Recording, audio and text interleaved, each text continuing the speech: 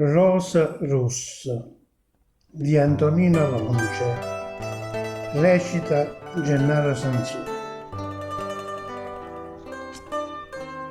Erano come il rosa l'anno della giovinezza, erano come fosse una fascia di rosa rossa, ancora mia zinfosa, che duravano i fischizzi.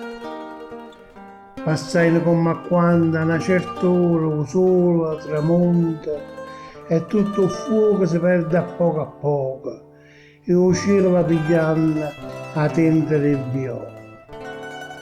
Ma il fuoco delle giornate della gioventù a dove sta?